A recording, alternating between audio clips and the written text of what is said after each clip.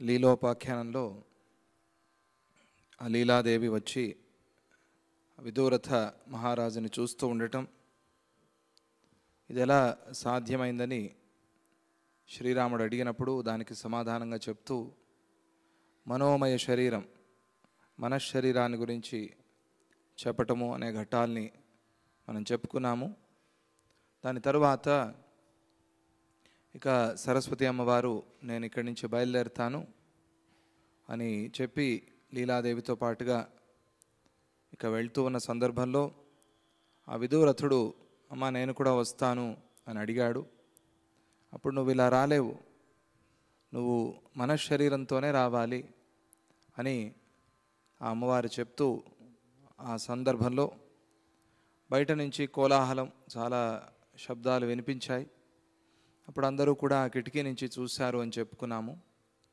ఆ సందర్భంలో అగ్నిలో కాలిపోతోంది ఆ నగరం అంతా కూడా. ఒక భయానకమైన దృశ్యం అది.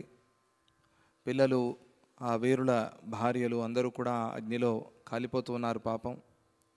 ఈ సందర్భాన్ని వినియోగించుకుని ఆ శత్రు సైన్యం అంతా కూడా మీద పడి నానా హింస పెడుతోంది ఆ విదూరథ రాజ సైన్యాన్ని.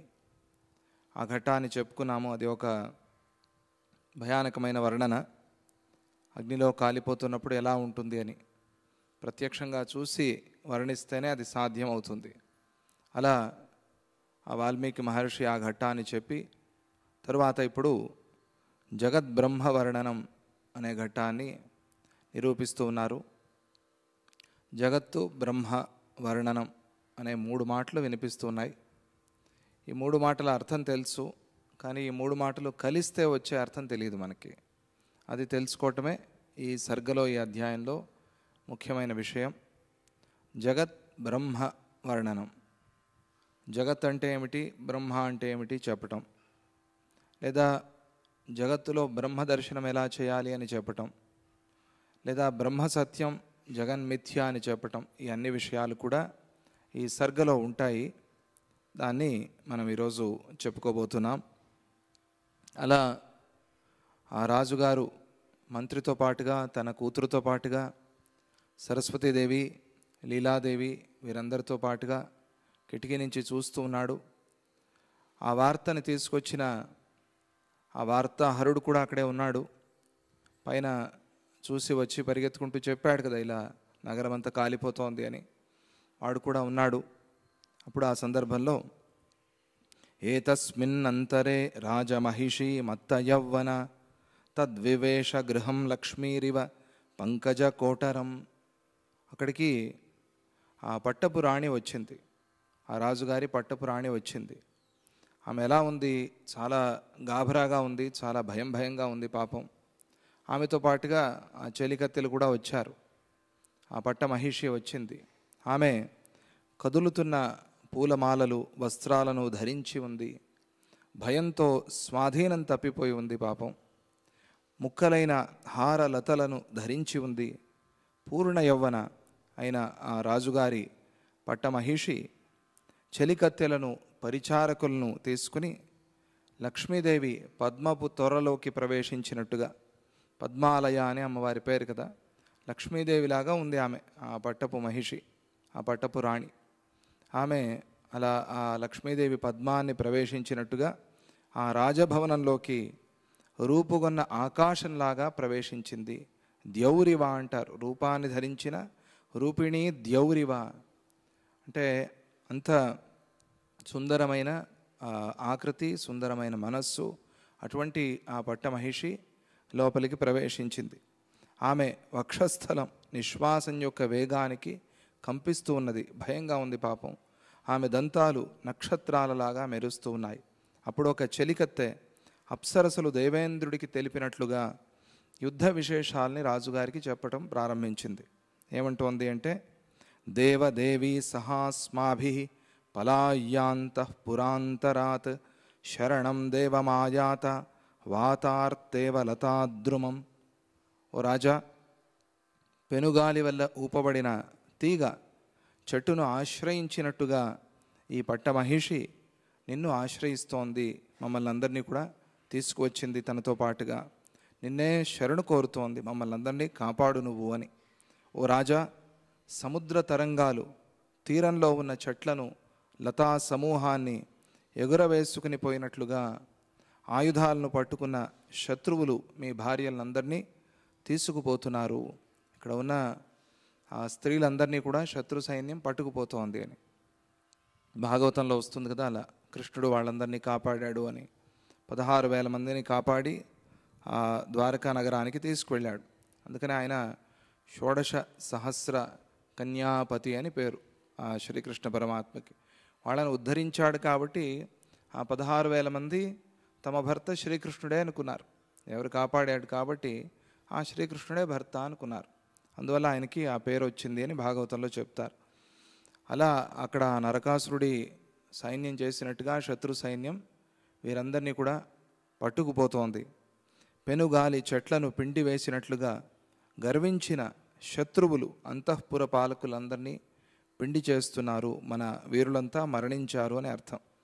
రాత్రి సమయంలో వర్షధారలు ధ్వని చేస్తూ కమలవనాన్ని పెకిలించి వేసినట్లుగా శత్రువులు దూరం నుంచి వచ్చి మీద పడి మన నగరాన్ని దోచుకుంటూ ఉన్నారు.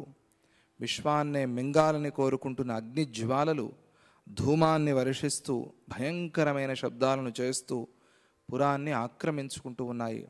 నగరం కాలిపోతోంది, శత్రువులు విజృంభిస్తున్నారు. ఇది ఒక భయానకమైన దృశ్యంగా ఉంది. ఈ దృశ్యాన్నించి మమ్మల్ని కాపాడు. వేటగాళ్ళు పక్షులను మృగాలను తీసుకుని పోయినట్లుగా అంతఃపుర స్త్రీలను శత్రువులు జుట్లు పట్టుకుని లాక్కుని తీసుకుని పోతున్నారు. ఇది చాలా ఘోరమైన కృత్యం. అందుకనే విదురథుడు ధర్మరాజు అంటే ధర్మంగా యుద్ధం చేస్తున్నవాడు, ఆ సింధురాజు అధర్మంగా యుద్ధం చేస్తున్నవాడు. అందువల్ల ఈ పక్షంలోనే సరస్వతి అమ్మవారు ఉంది అని.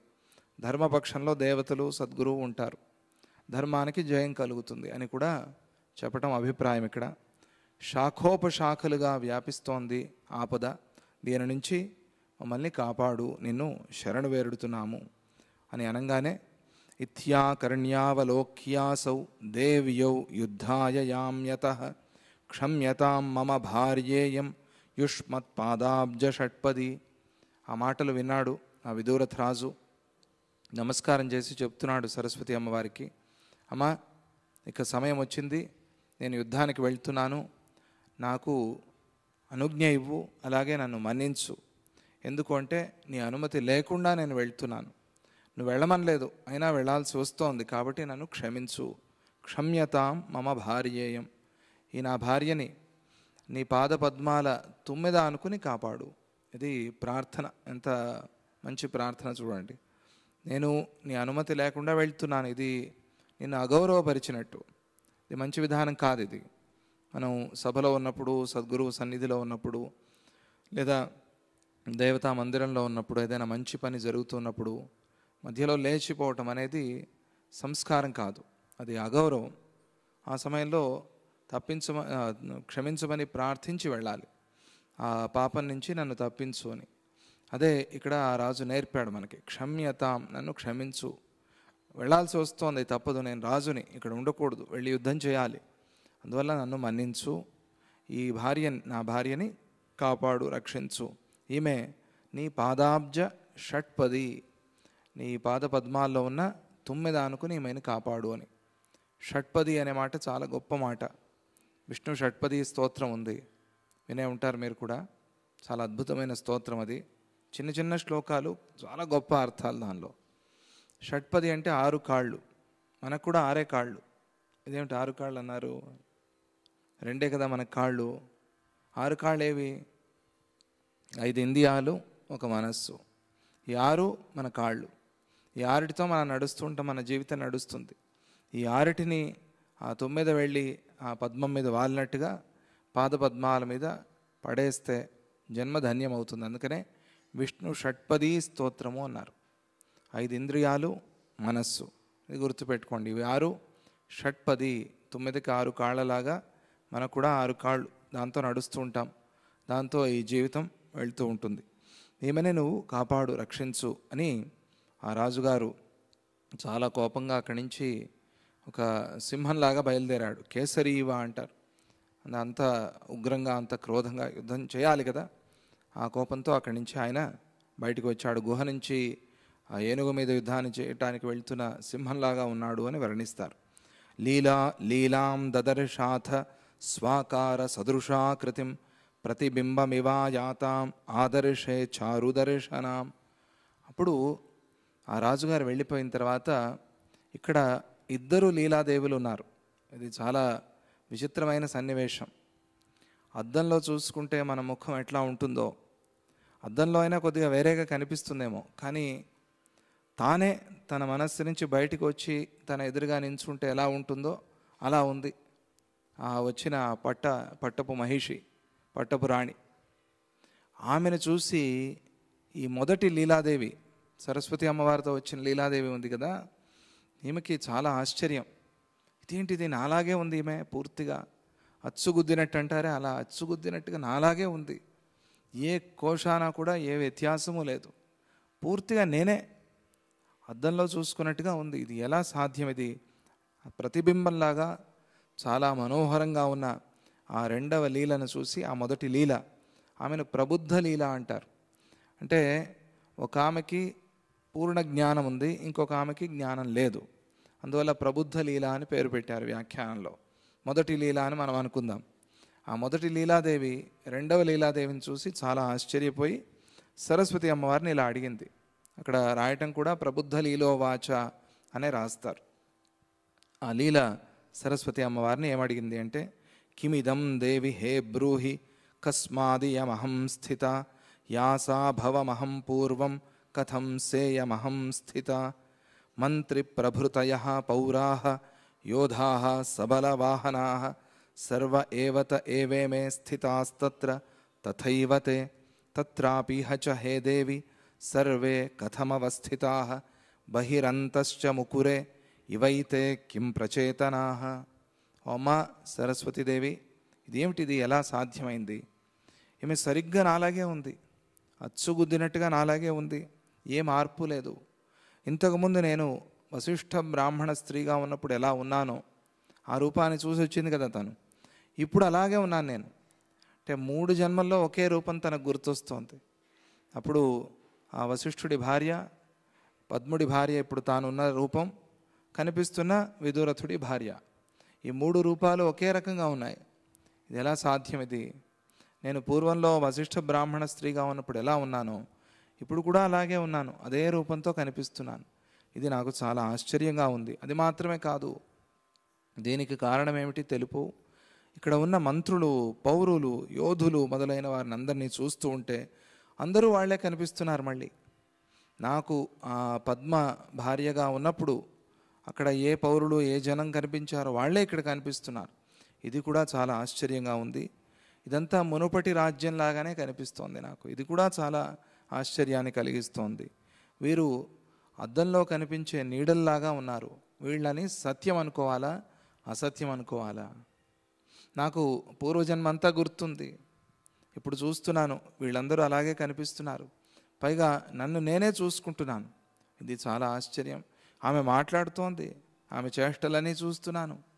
ఇది నాకు చాలా ఆశ్చర్యాన్ని కలిగిస్తోంది. ఇది ఎలా సాధ్యమైంది, దీనికి సమాధానం చెప్పు అని ఆ మొదటి లీల అడిగింది. అప్పుడు ఆ సరస్వతి అమ్మవారు దృష్టి సృష్టివాదాన్ని మనస్సులో పెట్టుకుని, ఇది మాట అప్పుడప్పుడు మనం చెప్పుకుంటూ ఉన్నాం, దృష్టి సృష్టి. సృష్టి ఎలా వచ్చింది అంటే నీ దృష్టిని బట్టి సృష్టి వచ్చింది. లేదు కొందరు అంటారు సృష్టిని బట్టి దృష్టి వచ్చింది, సృష్టి అలా ఉంది కాబట్టి నేను అలా చూస్తున్నాను అని కొంతమంది, లేదు నువ్వు అలా చూస్తున్నావు కాబట్టి సృష్టి అలా ఉంది అని కొంతమంది. ఈ 2 వాదాలు ఉన్నాయి ప్రపంచంలో, దృష్టి సృష్టివాదము, సృష్టి దృష్టివాదం. నువ్వెలా ఉంటే నీ ముఖం అలా కనిపిస్తుంది అద్దంలో. ప్రపంచం అనేది అద్దం లాంటిది, అందువల్ల నీ దృష్టిని మార్చుకో, సృష్టిని కాదు అనేవాళ్ళు ఉన్నారు. లేదా ఆ సృష్టి వల్లే మన చూపు, మన దర్శనం, మన దృష్టి కాబట్టి ఇది మారదు అనేవాళ్ళు కూడా కొంతమంది ఉన్నారు. కానీ మనకి దృష్టి సృష్టివాదమే మంచిది. ఆధ్యాత్మిక సాధనలో అసలు తర్వాత ఈ దృష్టి సృష్టి కూడా లేదు అని తీసేస్తారు, అది వేరే విషయం. కానీ సాధన చేసేటప్పుడు దృష్టి సృష్టివాదాన్ని గుర్తుపెట్టుకోవాలి. ఇక్కడ మారితే అక్కడ మారుతుంది, అది ముఖ్యం. ఇక్కడ ఉంది, అక్కడ రిఫ్లెక్ట్ అవుతుంది అది. ఇక్కడ ఈ ప్రొజెక్టర్ మారితే అక్కడ కనిపించే ఆ చిత్రం మారుతుంది. ఇది గుర్తుపెట్టుకోవాలి. అందువల్ల దృష్టి సృష్టివాదం మనకి కొన్ని సందర్భాల్లో ఉపయోగపడుతుంది సాధన చేసేప్పుడు. దాన్ని మనస్సులో పెట్టుకుని సరస్వతి అమ్మవారు సమాధానం చెప్పింది. అమ్మ, చిచ్చక్తి యొక్క ప్రభావాన్ని ఊహించలేము అని గుర్తు చేసుకుంటే దీని సమాధానం మనకి సులభంగా అర్థమవుతుంది. అది ఎలా సాధ్యం? నన్ను నేను ఎక్కడైనా చూసుకుంటాను బయట అలాగే ఉన్నట్టుగా, ఎవరో మనలాగా ఉన్నారే అని అనిపిస్తుంది చూసేందుకు. కొద్దిగా ఏవో ఛాయలు, లేదా మనలాగే మాట్లాడుతున్నారే అని అనిపిస్తుంది, మనలాగే నడుస్తున్నారే అని అనిపిస్తుంది. పూర్తిగా మనమే బయటికి వచ్చి చేష్ట చేసినట్టుగా అనుకోం మనం. ఇది చాలా అరుదు. అందువల్ల దీనికి సమాధానం కష్టమవుతుంది అనుకోవద్దు. అది చిచ్చక్తి, అమ్మవారిని చిత్కళ, చిచ్చక్తి అనే పేర్లతో పిలుస్తారు కదా, దాని ప్రభావం అది. దాన్ని వర్ణించలేం. అది సాధ్యం కాదు అన్నదాన్ని సాధ్యం చేస్తుంది. అది అటువంటి ప్రభావం దానికి ఉంది, ఆ జ్ఞానశక్తికి. దానివల్ల ఇది అయింది అని మనస్సులో పెట్టుకోవాలి. ఇక ఆ ప్రశ్నకు అమ్మవారు ఎలా సమాధానం చెప్తోంది అంటే, యథా జ్ఞప్తిరుదేత్యంతః తథానుభవతి క్షణాత్ చితిశ్చేత్యార్థతామేతి చిత్తం చిత్తార్థతామివ. ఓ లీలాదేవి, నువ్వు అడిగిన ప్రశ్న చాలా మంచిదే. దానికి సమాధానం, హృదయంలో జ్ఞానం ఉదయించినట్లుగానే ఆ క్షణంలోనే అదే సమయంలో బయట కూడా అదే కనిపిస్తుంది. లోపల నువ్వేది అనుకుంటున్నావో బయట కూడా అదే కనిపిస్తుంది. లోపల నువ్వు అనుకోకపోతే బయట అది కనిపించే అవకాశమే లేదు. లోపల ఏమీ లేదు అంటే బయట కూడా ఏమీ కనిపించదు, ఉన్నా కూడా కనిపించదు. అందువల్ల లోపల ఉన్నదే బయట నీకు అనుభవానికి వస్తోంది అని తెలుసుకో. స్వప్న సమయంలో చిత్తము జాగ్రత్తలో అనుభవించబడిన వస్తువులని చూస్తుంది. ఇది అందరికీ తెలిసిన విషయమే. మనం జాగ్రత్తలో ఏమేమి చూసామో దాన్నే చిత్తం స్వప్నంలో మళ్ళీ అనుభవానికి తెచ్చుకుంటుంది. అది సంస్కారంతో జరిగే పని. నేను అప్పుడు చూశాను, ఆ వస్తువు నాకు గుర్తుంది, మళ్ళీ కలలో అదే వస్తువు కనిపిస్తుంది. అదే రూపాన్ని ధరించినట్టుగా చిచ్చక్తి కూడా చిత్తం యొక్క ఆకారాన్ని పొందుతుంది. యాదృగర్థం జగద్రూపం తత్రైవోదేతి తత్క్షణాత్ న దేశ కాల దీర్ఘత్వం న వైచిత్ర్యం పదార్థజం. బాహ్యమాభ్యంతరం భాతి స్వప్నార్థోత్ర నిదర్శనం యదంతః స్వప్న సంకల్ప పురంచ కచనం చితేహే. అంటే ఏ విధమైన సంస్కారం చిత్తులో కానీ చిత్తంలో కానీ ఉందో అటువంటి జగత్తే నీకు కనిపిస్తుంది. మన చిత్ అంటే జ్ఞానం. మనకి ఈ శరీరం రాకముందు, దాని తర్వాత అది చిత్తమైంది, దాని తర్వాత శరీరం వచ్చింది. ఇది క్రమం. ఈ క్రమాన్ని మనం చెప్పుకున్నాం.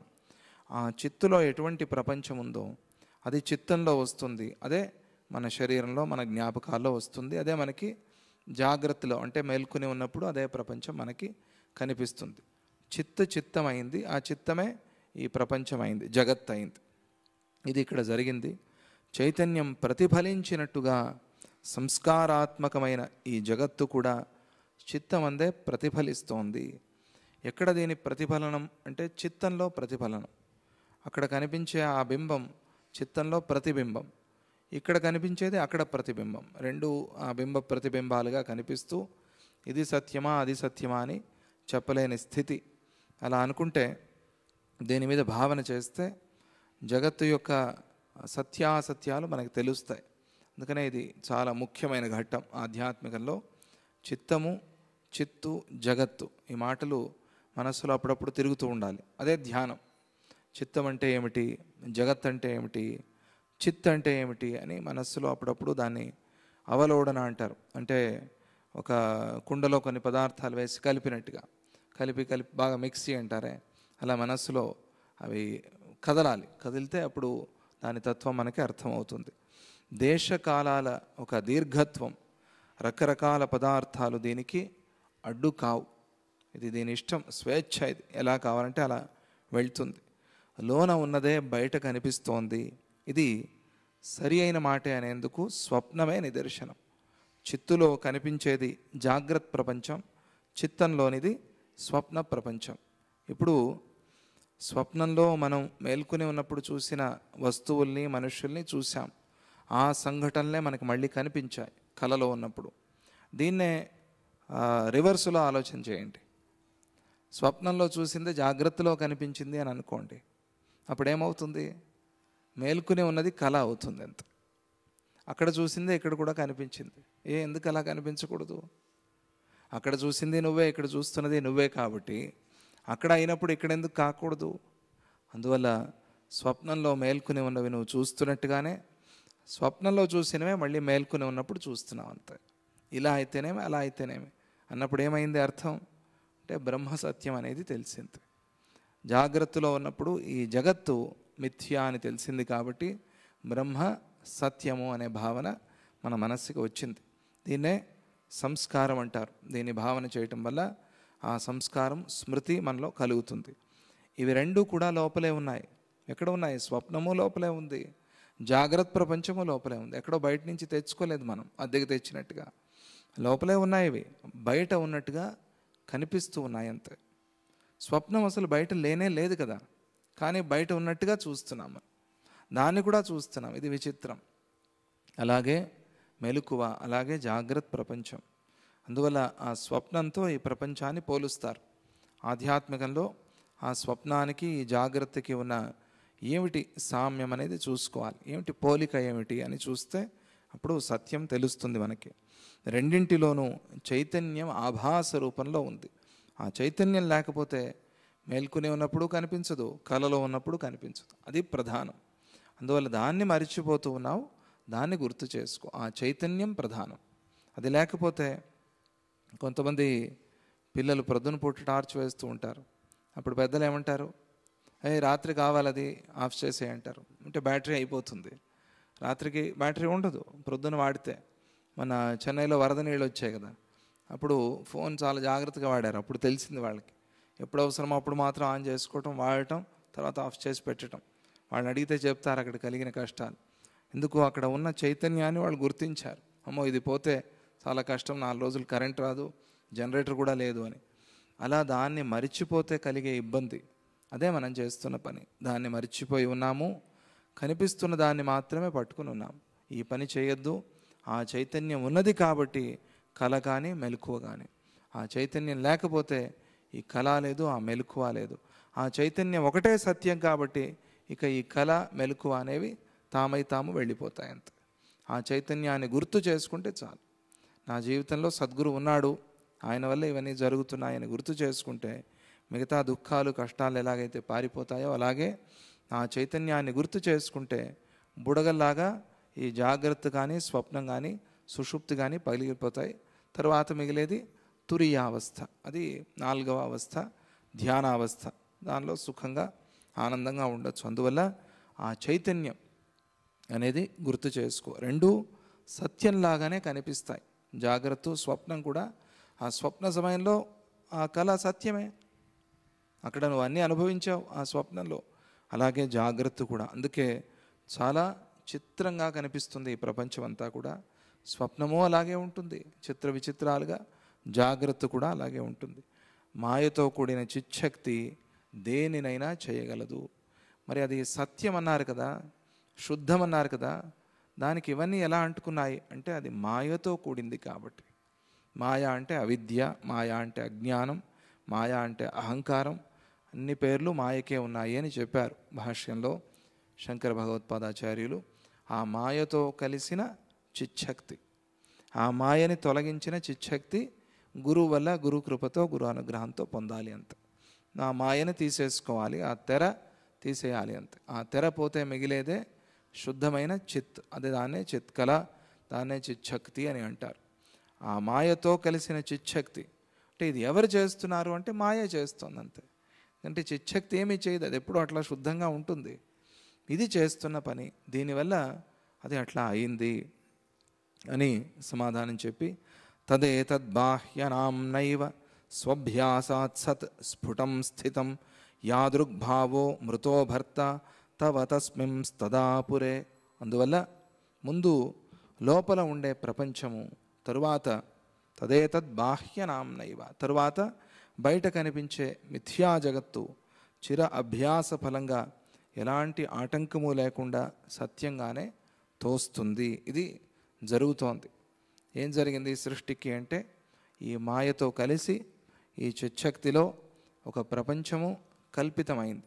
ఈ కల్పితమైన ప్రపంచం చిత్తం, ఆ చిత్త సహకారంతో బయట ఉంది, ఏదో బయట చూస్తున్నాను అన్నట్టుగా ఆ భ్రమలో పడి దీనిని స్వప్నాన్ని కూడా మనం సత్యం అనుకుంటున్నాం. ఇది జరుగుతోంది.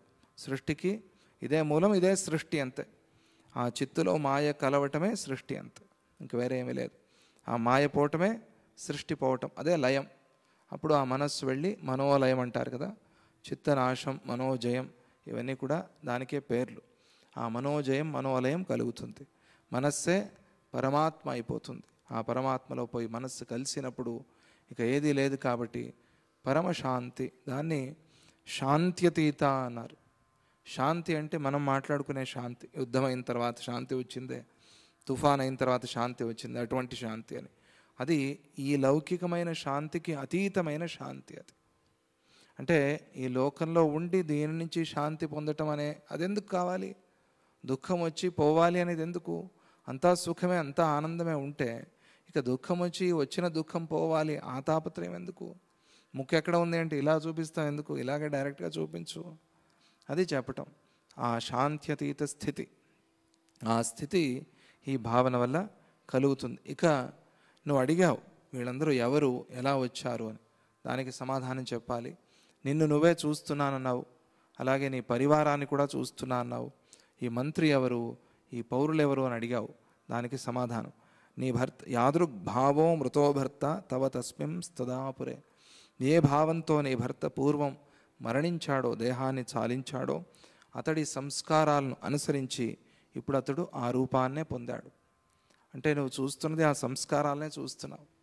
ఇప్పుడు వీళ్ళు అక్కడే ఉంటూ అక్కడి నుంచి బయటికి వచ్చి ఆ ప్రపంచాన్ని చూస్తున్నారు. అంతే, ఉన్నది అక్కడే, కానీ దాని నుంచి బయటకు వచ్చి ఆ ప్రపంచాన్ని చూస్తున్నారు. అంటే మనం ఒక మిషన్ ఆన్ చేసి ఆ మిషన్లో ఉండి ఆన్ చేసి బయటకు వచ్చి అది రన్ అవుతూ ఉంటే చూస్తూ ఉంటారే, అలా ఇది తిరుగుతున్న మిషన్. ఇది దీన్ని బయట నుంచి చూస్తున్నారు. ఎలా తయారైంది ఇది మిషన్, ఇది ఎట్లా తిరుగుతోంది అని బయట నుంచి చూస్తున్నారు. చూసి అందులో ఆ మిషన్లో కూడా ఆమె ఉంది. విచిత్రం, అది నా మిషనే తానై ఉంది. ఎలా వచ్చింది ఇది, ఎలా తిరుగుతోంది ఇది, దీనికి కారణం ఏమిటి అనేది ఆ లీలాదేవికి సరస్వతి అమ్మవారు ఉపదేశం చేస్తోంది. అతడి సంస్కారాలు, ఆ పూర్వజన్మలో అతడు మరణించినప్పుడు ఏ సంస్కారాలు ఉన్నాయో ఆ సంస్కారాలతోనే మళ్ళీ శరీరాన్ని పొందాడు. అందువల్ల జన్మలో ముక్తి పొందటం సాధ్యం లేదు అని అనుకోవద్దు. అందరికీ ముక్తి కలుగుతుంది. అది కొంచెం కష్టం అనిపిస్తే మంచి సంస్కారాలని పొందే ప్రయత్నం చేయండి. అది దేనివల్ల వస్తుంది అంటే సద్గురువు చెప్పిన మార్గంలో సత్కర్మలు చేస్తూ ఉంటే, మంత్రాన్ని చేస్తూ ఉంటే, లేదా ధ్యానం చేస్తూ ఉంటే దానివల్ల సంస్కారం వస్తుంది. ఆ కలిగిన సంస్కారం ఊరికే పోదు, వ్యర్థం కాదు. కొద్దిగా అయినా సరే అది మనల్ని కాపాడుతుంది, రక్షిస్తుంది. అందువల్ల దాన్ని పొందే ప్రయత్నం చేయాలి జన్మలో. ఆ విషయం తర్వాత ముందుకు చెప్తారనుకోండి. తాదృగ్భావస్తవేవార్థం తత్రైవ సముపాగతః అన్య ఏవ హ్యమే భూతాః తేభ్యః తాస్తాదృశా అపి సద్రూపా ఏవ చైతన్య స్వప్న సంకల్ప సైన్యవత్ అవిసంవాది సర్వార్థ రూపం యదనుభూయతే తస్య తావద్వద కథం కీదృశీ వాపి సత్యత అథవోత్తరకాలే తు భంగురత్వాదవస్తువత్ ఈదృక్చ సర్వమేవేదం తత్ర కా నాస్తితాధిక స్వప్నే జాగ్రత్త సద్రూప స్వప్నో జాగ్రత్యసన్మయ. ఇక్కడ ఈ మంత్రులు మొదలైన వారి విషయంలో కూడా ఇదే మాట చెల్లుతుంది. ఆయనకైతే ఆయన సంస్కారంతో ఆయన వచ్చాడు, సరే వీళ్ళందరూ ఎలా వచ్చారనే ప్రశ్న. నేను మళ్ళీ జన్మిస్తాను, నీ సంస్కారాలే మళ్ళీ పుడతాయి అని ఎవరైనా చెప్పారనుకోండి, సరే నేనైతే పుడతాను ఒప్పుకుంటాం, కానీ నా సంస్కారాన్ని బట్టి నా ప్రపంచం అంతా వస్తుందా, అది ప్రశ్న. నేను ఒక్కడే వస్తానా? నువ్వు అంటే నీ ప్రపంచమా లేదా నువ్వు ఒక్కడవేనా? చెప్పండి. మనం అంటే మన ప్రపంచమా, మనం ఒక్కడమేనా? మనం అంటే ఏమిటి చెప్పండి? మనం అంటే మన ప్రపంచం అంతా, మనము మన వాళ్ళు అంతా, అందరినీ కలిపి మనం అంటాం. అలాగే మన సంస్కారాలు వచ్చాయి అంటే మనము మనతో పాటు ఏమేమి రావాలో అవన్నీ, నువ్వు ఏమేమి అనుకున్నావో అవన్నీ, అంటే మొత్తం నీ ప్రపంచం అంతా. ఇలా ప్రతి ఒక్కళ్ళ విషయంలోనూ జరుగుతుంది. విడివిడిగా ఆలోచన చేస్తే ప్రతి ఒక్కళ్ళ విషయంలోనూ జరుగుతుంది. వాళ్ళ ప్రపంచమే వేరే, వాళ్ళ సంస్కారాలను బట్టి వాళ్ళ జన్మలే వేరే. ఇలా ఆ సంస్కారాల్ని మోసుకొస్తూ మనతో పాటుగా మన ప్రపంచాన్ని కూడా మోసుకొచ్చాం. అందువల్ల నీ జీవితంలో నీకు కలగబోయే లేదా నీకు కలిగిన తల్లిదండ్రులు కానీ, భార్యాపిల్లలు కానీ, భర్త కానీ, నీ పరివారం కానీ, నీ సంసారం కానీ అంతా కూడా నువ్వే తీర్మానం చేసుకుని వచ్చావు.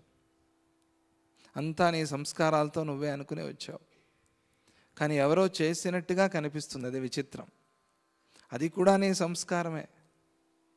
ఎవరో నేను ఆడిస్తున్నట్టుగా, నువ్వు వాళ్ళ చేతిలో బొమ్మలాగా ఆడుతున్నట్టుగా, అయ్యో ఇలా అయిపోయింది అని అనుకుంటావు ఎవరినో బ్లేమ్ చేయటానికి. ఇది కూడా సంస్కారమే. కొంతమంది ఏదో నా సంస్కారం ఇట్లా ఉంది, లేదా ఏదో నా తలరాత ఇలా ఉంది, అలా జరిగిపోయింది అని అంటారు, దాన్ని మర్చిపోతారు. కొందరు మర్చిపోరు, ఎవరిని తిట్టాలి, ఎవరిని బ్లేమ్ చేయాలి చూస్తూ ఉంటారు. దీనిలో కూడా తరగతులు. మొదటి తరగతిలో ఉన్నవాడు నన్ను ఇట్లా అయిపోయింది, మా అమ్మ నాన్న వల్ల ఇట్లా అయిపోయానని కొంతమంది, లేదా ఎవరో చేశారు వాళ్ళ వల్ల ఇట్లా అయిపోయానని కొంతమంది, ఎవరినో బ్లేమ్ చేయటం, లేదా ఏదో నేను అట్లా చేసుకుని పుట్టానంతే అందుకనే అదే అనుభవిస్తున్నాను కొంతమంది. ఇంకా పై స్థాయి వాళ్ళు ఇదంతా మాయా అనేవాళ్ళు కొంతమంది. ఇది జరిగితే కదా దీని గురించి నేను ఏడవాల్సింది అనేవాళ్ళు కొంతమంది. ఇది తరగతులు, ఆయా స్థాయిని బట్టి వాళ్ళు అనుకుంటూ ఉంటారు. అందుకనే మనం వచ్చాము అంటే మన ప్రపంచానంతా మోసుకొచ్చాం. మనం వచ్చేప్పుడే మోసుకొచ్చాం, ఇలా ఇలా ఇలా ఇలా ఉండాలి అని. రాజు అవ్వాలి అనుకున్నాడు ఆయన, ఆ వశిష్ఠుడు, ఆ వేద విద్వాంసుడు పైన కూర్చుని. రాజు అవ్వాలి అంటే వాడొక్కడు మాత్రం వచ్చి రాజు అవుతాడా? సింహాసనం మీద కూర్చుని కిరీటం పెట్టుకుని రాజు అవ్వాలి అంటేనే దాంతోపాటుగా రాజు అంటే ఏదో ఒక పిక్చర్ మనస్సులో ఉంటుంది కదా. రాజు అంటే ఏమిటి? ఒక రాజ్యము, పరివారము, సైన్యము, హడావిడి అంతా ఉంటుంది కదా. అవన్నీ వచ్చేస్తాయి నీతో పాటుగా. అయ్యో నేను ఒకటి రాజు అవ్వాలి అనుకున్నాను, ఇవన్నీ ఎవరు అడిగారండి అంటే అప్పుడు రాజు అని పేరు పెట్టుకుంటావు అంతే. నువ్వు అలా అనుకోలేదే, నువ్వు నాకు రాజు అనే పేరు కావాలి అనుకోలేదే, నేను రాజు అవ్వాలి అనుకున్నావు నువ్వు. అది నీ సంస్కారంలో ఉంది కాబట్టి అవన్నీ నీతో పాటుగా వచ్చాయి. ఎవరు చేశారు మరి? ఇది ఎవరి వల్ల అయింది అంటే మన సంస్కారం బట్టి మన జన్మ తయారైంది. అందువల్ల ఎప్పుడు సంస్కారాన్ని మార్చుకుంటే తర్వాత జన్మలు బాగుంటాయి. ఇదే బుద్ధివంతుడు చేసే పని. పోనీ ఇప్పుడైనా బాగుందాం అంటే ఇప్పుడు మంచి కోరికలు కోరుకుందామని కాదు, అది మళ్ళీ పొరపాటు అవుతుంది. అక్కడ ఇంకా సమస్యలు ఏవో ఉంటాయి. అయితే నేను ఎప్పటికైనా కూడా అనుకుని ఏం చేస్తున్నాడు ఇప్పుడు విదూరథుడు? రాజవ్వాలి నేను ఎంత అనుభవిస్తున్నాడు. ఏమైంది? రాజు అయ్యాడు, పద్మరాజుగా ఉన్నాడు. ఒకసారి రాజు అవ్వాలి అనుకుంటే 2 సార్లు రాజు అయ్యాడు. పద్ముడు అక్కడ పడి ఉన్నాడు, ఇంకా 8వ రోజు సంస్కారం కూడా కాలేదు. అప్పుడే ఇంకొక రాజుగా పుట్టాడు. ఆ శరీరం, ఆ శవం అక్కడే ఉంది. ఇంకొక రాజుగా పుట్టాడు, ఇంకొక రాజుగా పుట్టి అక్కడ ఈ వ్యవహారాలు జరుగుతున్నాయి. ఇది చిన్న విషయం అయితే. అందువల్ల పోనీ ఇప్పుడైనా కోరుకుంటాను అంటే కోరికలో ఏది మంచిది ఏది చెడ్డది అని చెప్పేది ఎవరు? దానిలో ఏ లోపాలున్నాయో ఎవరికి తెలుసు? ఆ కోరికలో ఏ తప్పులు, ఏ దోషాలు, ఏ దుఃఖాలు దాగి ఉన్నాయో ఎవరికి తెలుసు? అందువల్ల ఏదో జన్మను చూసి ఈ జన్మ బాగుంటుంది అని మాత్రం పొరపాటున అనుకోవద్దు. ఇది చాలా ఉత్తమ జన్మ, ఇలా చెప్తారు మనల్ని మంచి మార్గంలో పెట్టేందుకు. ఉత్తమ జన్మ అంటేనే అసహ్యం. ఉత్తమ జన్మ ఎక్కడి నుంచి వచ్చింది? ఇది వేదాంతం, ఆధ్యాత్మిక మార్గం అంతే. అధ్యాత్మం అదే చెప్పేది. జన్మ వల్లే కదా ఇవన్నీ వచ్చాయి. అందువల్ల అది నీ మనస్సులో పెట్టుకో, తిట్టద్దు.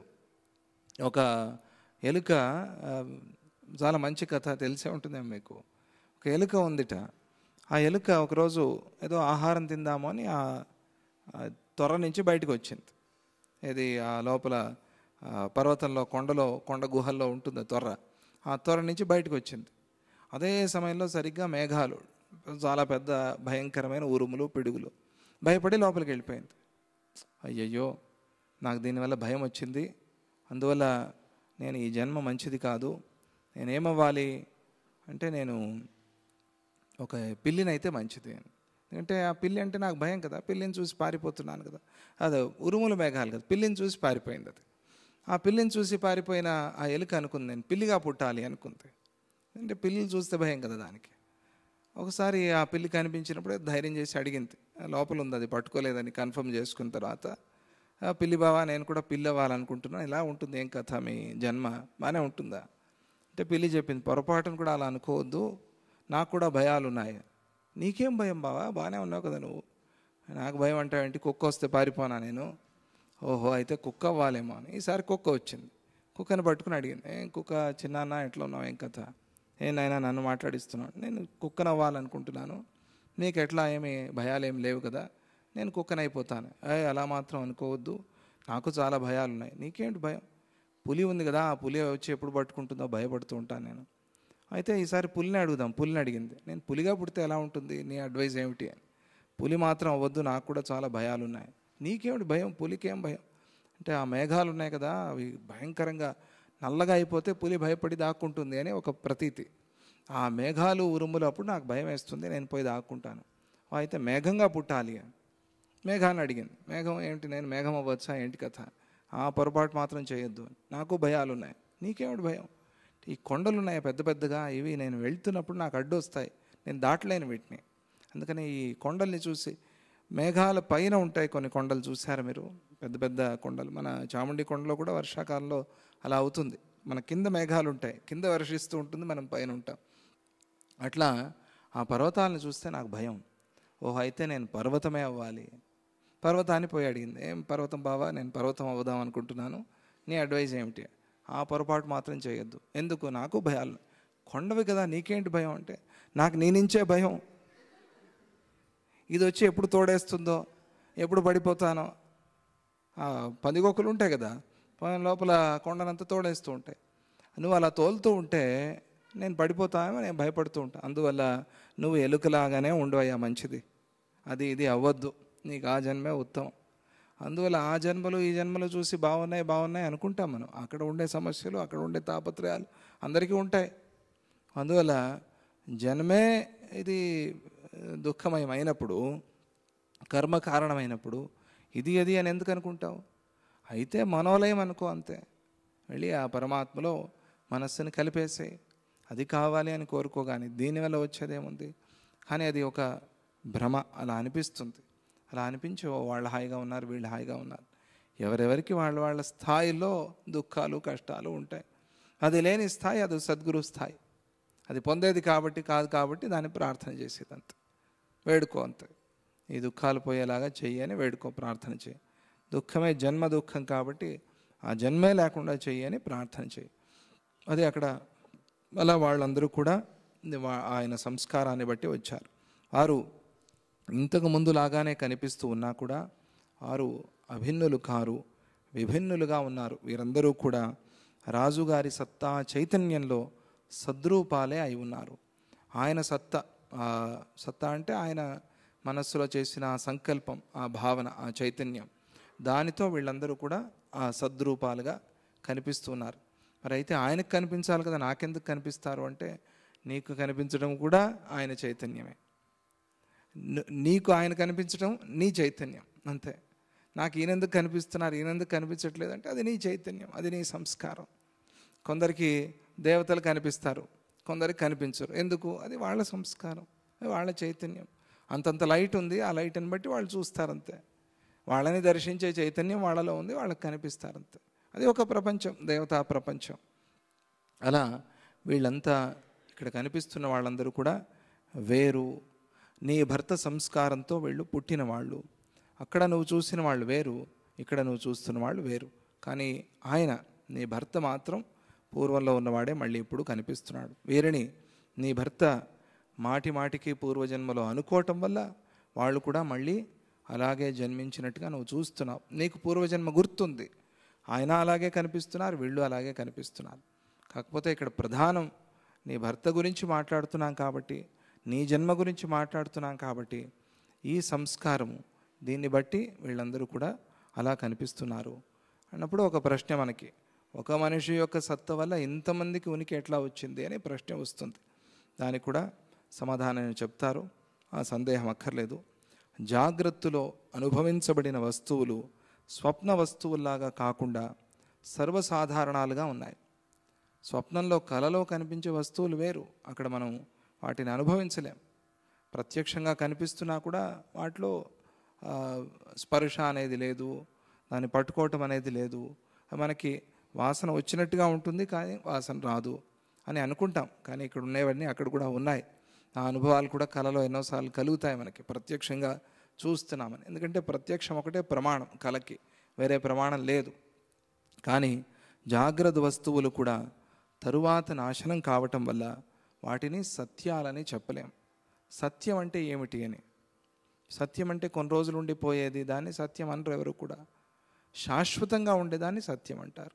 అమ్మవారి పేర్లలో శాశ్వతి, శాశ్వత ఐశ్వర్య, అమ్మవారు శాశ్వతమైన ఐశ్వర్యాన్ని ఇస్తుంది అని, ఈశ్వర భావాన్ని ఇస్తుంది. నిలిచేది ఇట్లా వచ్చే అలా పోయేది అది కాదు, శాశ్వతమైన సుఖం, ఆ సుఖస్వరూపిణి అమ్మవారు అని. అలా నిత్యంగా ఉండేదాన్ని సత్యం అంటారు. ఇలా వచ్చి అలా పోయేది సత్యం అనరు. కానీ ప్రపంచంలో మనం చూస్తున్నది, కనిపించేదంతా కూడా ఎప్పుడో అప్పుడు నాశనం అవుతున్నట్టుగానే చూస్తున్నాం. కాబట్టి ఈ జాగ్రత్త ప్రపంచాన్ని సత్యం అనలేము. అందువల్ల ఈ స్వప్న జాగ్రత్త అనుభూత వస్తు జాలానికి నాస్తిక భావం తప్పితే వేరొక భావం లేదు. నాస్తిక్యం అంటే అది పోయేది అని, నాస్తికత్వం అంటారే అది పోయేది, ఉండేది కాదు శాశ్వతంగా. ఏదో ఆ సమయంలో వాళ్ళు మాట్లాడుతున్నప్పుడు బాగుంది అని అనిపించినా కూడా అది నిలిచేది కాదు, ఎగిరిపోతుంది, చాలా తేలిక. అది ఆస్తిక భావమే ఎప్పుడు మిగులుతుంది. ఆ బ్రహ్మ సత్యం అనే మాటే ఎప్పుడు ఉంటుంది. ఎందుకంటే ఆ బ్రహ్మే సత్యమైన వస్తువు కాబట్టి. ఇవి నశిస్తూ ఉన్నాయి కాబట్టి వీటికి సత్యత్వాన్ని చెప్పలేం. అందువల్ల ఇది నాస్తిక్యము అని అర్థం చేసుకో, ఈ జగత్తుని నాస్తిక్యమని అర్థం చేసుకో, ఆ బ్రహ్మని ఆస్తిక్యమని అర్థం చేసుకో. దేవుడు ఉన్నాడా అంటే ఉన్నాడు, అంతే, చాలంతే. ఎలా ఉన్నాడు అది తర్వాత ప్రశ్న. ఎలా ఉన్నాడు చెప్పకపోయినా కూడా పర్వాలేదు, ఉన్నాడు అంతే. ఏం చేస్తున్నాడు దేవుడు? ఉన్నాడు అంతే, అస్తి. ఎప్పుడున్నాడు? ఎప్పుడూ ఉన్నాడు. పూర్వం ఉన్నాడా? ఉన్నాడు. ఇప్పుడు ఉన్నాడా? ఉన్నాడు. రాబోయే కాలంలో ఉన్నాడా? ఉన్నాడు. త్రికాల అతీతంగా ఉన్నాడు. కాబట్టి ఆయన నిత్య సత్యుడు. కాబట్టి ఉన్నది ఆయన ఒకడే, వికారం లేకుండా, మార్పు లేకుండా ఉన్నాడు అనేది మనస్సులో బాగా దృఢం చేసుకోవాలి. స్వప్న కాలంలో జాగ్రత్త దశ అసత్ అయినట్లుగా జాగ్రత్త దశలో స్వప్నం కూడా అసత్యం అవుతుంది. మేల్కొని ఉన్నప్పుడు స్వప్నం ఎగిరిపోయింది, అలాగే స్వప్నంలో ఉన్నప్పుడు మెలకులో ఉన్న ప్రపంచం అంతా ఎగిరిపోయింది. కళ్ళు మూసుకుని మెలకుగా ఉంటే మెలకువ ప్రపంచమే అది, స్వప్న ప్రపంచం కాదు అది. నువ్వు నిద్రకి వెళ్ళి వచ్చి రాని నిద్రలో ఏదో కలగంటావు కదా, అది స్వప్న ప్రపంచం, అది జాగ్రత్త ప్రపంచం కాదు అది. ఇవి రెండింటికి ఆ ఉన్న చిన్న తేడా అది. కానీ ఇక్కడ అది లేదు, అక్కడ ఇది లేదు. ఇవి రెండు కూడా నాశనాన్ని పొందుతూ ఉన్నాయి కాబట్టి దీనికి సత్యత్వాన్ని చెప్పలేం.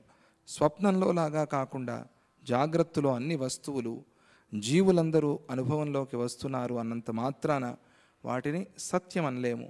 ఎందుకని అంటే చాలా దోషాలు ఉన్నాయి, మనకే కనిపిస్తూ ఉంటాయి. ఏదో కంటి దోషం ఉన్నప్పుడు రెండు వస్తువులుగా కనిపిస్తారు, ఇద్దరిద్దరుగా కనిపిస్తారు. ఏవో కంటి ముందు ఏవో చాలా ఎగురుతున్నట్టుగా లేని వస్తువులు కూడా కనిపిస్తాయి. అలాగే ఏదో మాయ చేసేవాడు వచ్చాడు అంటే ఆ తెరలో అన్నీ చూపిస్తాడు, లేని వస్తువులన్నీ కూడా. ఐంద్రజాలికుడు అంటారంటే మెజిషియన్, వాడు చేసేవన్నీ కనిపిస్తాయి, లేవు అక్కడ కానీ ఉన్నట్టుగా కనిపిస్తాయి. వాడు ఇలా ఒక దులపంగానే పాములు తేళ్ళు అన్నీ వచ్చేస్తాయి.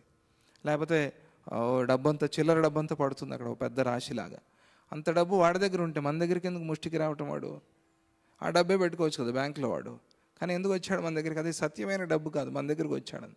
ఇంత డబ్బు వస్తుంది, వాడు ఒకసారి దుప్పటి దులపంగానే అవ్వ ఇంత డబ్బు ఉంది వీడి దగ్గర, మళ్ళీ వాడికి డబ్బు ఇస్తాం మనం. విచిత్రం, ఇది మాయ. ఇది అంత ఉంటే వాడేందుకు ఇంటింటికి తిరగటం? పూర్వకాలంలో చూశారు లేదా మీరు? అంత డబ్బు ఉంటే, అంత డబ్బు వాడే సృష్టి చేసుకుంటుంటే మన దగ్గరికి ఎందుకు రావటం వాడు? ఇది విచిత్రం, ఇది మాయ. కానీ లేని దాన్ని ఉన్నది అనుకుంటున్నాం అక్కడ. ఇలా ఎన్నో జరుగుతున్నాయి ప్రపంచంలో, ఒకటి రెండు కాదు, ఉదాహరణలు చాలా ఉన్నాయి. అలా లేని దాన్ని ఉన్నది అనుకోవటం అనేది మనలో ఉంది, అటువంటి ఆ స్వభావం మనలో ఉంది. అలాగే ఈ జాగ్రత్త విషయంలో కూడా మనం ఆ బ్రహ్మని మరిచిపోయి, ఆ సత్యాన్ని మరిచిపోయి లేని దాన్ని చూస్తున్నాము, చూసేదే నిజము అనుకుంటున్నాము. అదే మనం చేస్తున్న పొరపాటు. అలా కనిపించినంత మాత్రాన దాన్ని సత్యమని చెప్పం కదా అని అంటూ సరస్వతి అమ్మవారు ఆ లీలాదేవి ప్రశ్నకి సమాధానం చెప్తూ ఉన్నారు. ఆమె ప్రశ్న ఎక్కడ ప్రారంభమైంది? ఎలా ఇది నాలాగా కనిపిస్తోంది ఈ ప్రపంచం, నేనే అన్నట్టుగా ఈమెను ఎలా చూస్తున్నాను, ఈ ప్రపంచమంతా నేను పూర్వం చూసినట్టుగా ఉంది అంటే దానికి సమాధానం చెప్తోంది. ఇంకా చాలా గొప్ప విషయాలు ముందుకు ఉన్నాయి, వాటిని మళ్ళీ మనం మాట్లాడుకుందామని చెప్తూ